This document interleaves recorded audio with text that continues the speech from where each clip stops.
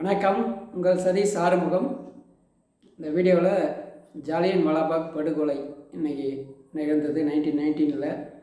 அது ரிலேட்டடாக என்னென்ன கேள்விகள் அப்படின்னு பார்க்க போகிறோம். சரி, உடம்பு எப்படி இருக்குது அப்படின்னு நிறைய பேர் கேட்டிருந்தீங்க.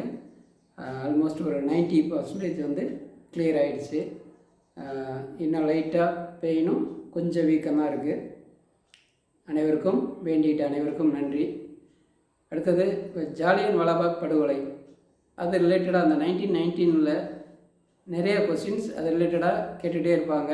ரொம்ப இம்பார்ட்டன்ட் ஏரியா. கிட்டத்தட்ட ஒரு 1916 1947 வரைக்கும் ஒரு 2-3 கொஸ்டின்ஸ் கட்டாயம் இருக்கும். அதில் இன்றைய தேதியை முன்னிட்டு சரி, ஜாலியன் வாலாபாக் படுகொலை ஒரு முக்கியமான இஷ்யூ ஆச்சு. அது ரிலேட்டடாக நான் கொஸ்டின்ஸை பார்ப்போம். 13/4/1919 தேதி வந்து தேதியோடு கேட்பாங்க. எந்த தேதியில் நடந்தது? இதுக்கு இன்னொரு பேர் ஜாலியன் வாலாபாக் படுகொலை, இன்னொரு பேர் அம்ரித்சர் படுகொலை. அம்ரித்சர் அந்த இடம் இருக்குது இல்லைங்களா, பொற்கோயில், அந்த இடம், அந்த ஊரை வச்சும் அம்ரித்சர் படுகொலை அப்படின்னு சொல்லுவாங்க. இது வந்து தேதி 13ஆம் நம்பர் நாளே படுகொலை நடக்கும். பேய் படம்னு சொல்லுவாங்க. 13ஆம் நம்பர் நாளே, நாலுன்றது மாதம், 13/4/1919. இது ஏன் நடந்தது அப்படின்னு பார்த்தோம் அப்படின்னா, ரவுலட்ஸ் ஆக்ட் 1919, அதாவது கைதான இன்றி யாரையும் அரெஸ்ட் பண்ணலாம் அப்படின்ற மாதிரி சில ப்ரொவிஷன்ஸ்லாம் போட்டு இந்தியர்களை ஒடுக்கிறதுக்காக, தேசியவாதத்தை ஒடுக்கிறதுக்காக கொண்டு வந்த சிட்னி ரவுலட் தலைமையில் போட்ட கமிட்டி ரெக்கமெண்டேஷனில் வந்ததால் இது வந்து ரவுலட் ஆக்ட் அப்படின்வாங்க. அதை வந்து மகாத்மா காந்தி என்னன்னு சொன்னார் அப்படின்னு சொல்லி ஒரு கொஸ்டின் கேட்டிருக்காங்க.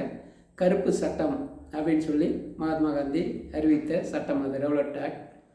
அதை எதிர்த்து சாய்புதீன், கிச்லு, சத்யபால் இவங்க 2 தேசியவாத தலைவர்கள் பஞ்சாபில் வந்து ஒரு ப்ரொட்டஸ்ட் பண்ணுறாங்க. அந்த ப்ரொட்டஸ்ட்டில் ஆங்கிலேயர் அவங்கள வந்து அரெஸ்ட் பண்ணுறாங்க. அரெஸ்ட் பண்ண பிறகு ஜாலியன் வாலாபாக் அப்படின்ற பார்க்கில் பொதுவாக பைசாகி திருவிழா, டிஎன்பிசி படிக்கும்பொழுது ஒரு வார்த்தையை பார்க்குறோம் அப்படின்னா அது அப்படியே ஜியாகிரபியில் இருந்தாலும் அங்கே போயிடணும். பைசாகி, கால் பைசாகி அப்படின்னு ஒரு டேர்ம் வந்து ஏப்ரல் மே மாதத்தில் நடக்கிற உள்ளூர் மழை, வெஸ்ட் பெங்கால் இந்த ஏரியாவெலாம் இருக்கும். வெப்பமழை அப்படின்வாங்க. இங்கே வந்து கேரளா, கர்நாடகாவில் வந்து மேங்கோ ஷோவர், அதாவது மழை, மாங்காய் பூத்தல், காஃபி பூத்தல், செர்ரி, நார்வெஸ்டர், இதெல்லாம் எந்தெந்த ஏரியாவில் நடக்குது அந்த மாதிரி ஒரு கொஸ்டின்ஸ் படிக்கிறோம் அப்படின்னா அது ரிலேட்டடாக டிஎன்பிசியில் பார்த்துட்டே இருக்க வேண்டியதான், இல்லை லிங்க் பண்ணிக்க வேண்டியதான்.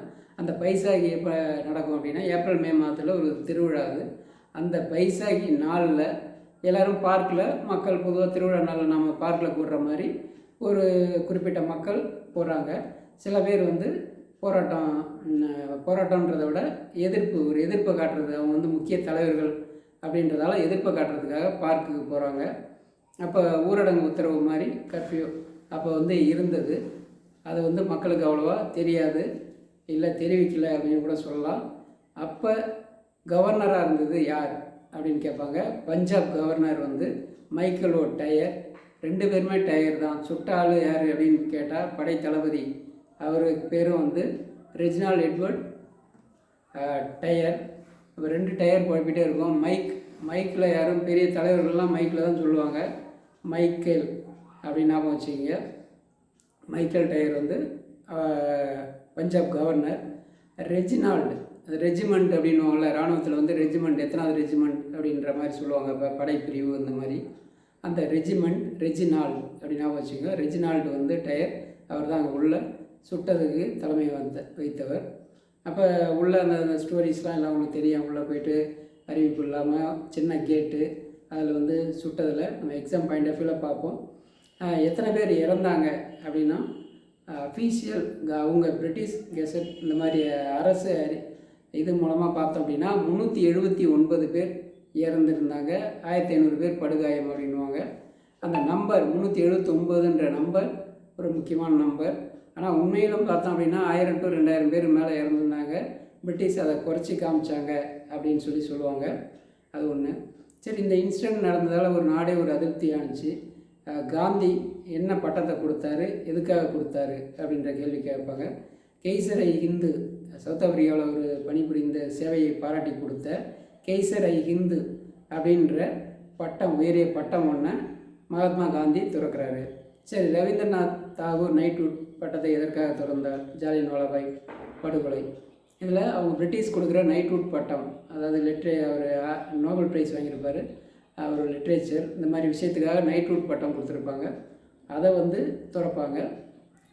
அது ஒரு கேள்வியாக கேட்டிருக்காங்க. சரி, இந்த இன்சிடென்ட் நடந்தது. அடுத்தது இதுக்கு ஏதாவது கமிட்டி போட்டாங்களா அப்படின்னா, வில்லியம் ஹண்டர் அப்படின்ற ஒரு கமிட்டி போட்டாங்க. நம்ம அப்படியே ஹண்டர் அப்படின்னாவே அங்கே போயிடணும். ஹண்டர் கமிஷன் 1882 ரிப்பன் பிரபுத்த கவர்னராக இருக்கும்போது போட்டது. அந்த மாதிரி எஜுகேஷனுக்காக போட்டது. அப்போ இங்கே ஒன்று வருது. அப்போ இது என்ன? இது ஜாலியன்வாலாபாக் படுகொலைக்காக போட்டது. எப்போ போட்டாங்க? 1919 போட்டாங்க. எப்போ ரிப்போர்ட் கொடுக்குறாங்கன்னா 1920 கொடுக்குறாங்க. 20 அடுத்த வருஷம் ரிப்போர்ட் கொடுக்குறாங்க. அப்போ இதில் என்ன சொல்கிறாங்க அப்படின்னா, அது கதை மாதிரி இருக்கும். நிறையா அவங்கள புகழும். அவங்க கவர்னர்லாம் சட்டம் ஒழுங்கு பாதிக்கிறது. ஏன்னா அவங்க போடுறவங்க எப்பயுமே கவர்மெண்ட் போடுற கமிட்டி எப்படி இருக்கும் அப்படின்னா, அவங்க என்ன சொல்கிறாங்களோ ஒன்லைனில் ரிசல்ட்டை எடுத்துக்கிட்டு தான் திரும்ப மேஜர் இஷ்யூஸ் அது ஃபேவரிசம் பண்ணுற மாதிரி இருக்கும். இப்போ பிரிட்டிஷ் அவங்க சொன்ன விஷயம் ஃபேவராக பண்ணுற மாதிரி தான் இருக்கும். அப்போ அதை புகழ்ந்திருப்பாங்க.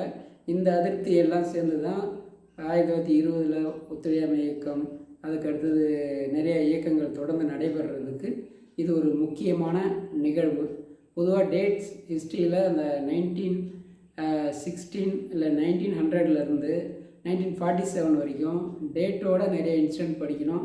குறிப்பாக ஸ்கூல் புக்கில் டேட் இருந்தது அப்படின்னா அந்த டேட்டை கட்டாயம் மனப்பாடம் பண்ணுங்கள். பொதுவாக அதை படிக்கும்போது நம்ம பர்த்டே, ஆக்சுவலாக இன்றைக்கி என் பர்த்டே, அதனால் இது நான் ஷார்ட்கட்டே வைக்கல, ஏப்ரல் 13. நம்ம பர்த்டே, ஃப்ரெண்ட்ஸுங்க பர்த்டே, அதாவது கேர்ள் ஃப்ரெண்ட்ஸு இல்லை ஃபேமிலி மெம்பர்ஸ், வெட்டிங் டே, இந்த மாதிரி ஏதாவது சில டேட்டை அப்படியே அவங்க கூட லிங்க் பண்ணி விட்டுருணும் அந்த இன்சிடென்ட் கூட. அப்படி இருந்தோம் அப்படின்னா நமக்கு கட்டாயம் ஞாபகம் இருக்காது, மறக்காது. அந்த மாதிரி டேட்ஸோடு படிங்க. அடுத்த வீடியோவில் பார்ப்போம். வெற்றி நமதே, வேலை நமதே, நாளையும் நமதே.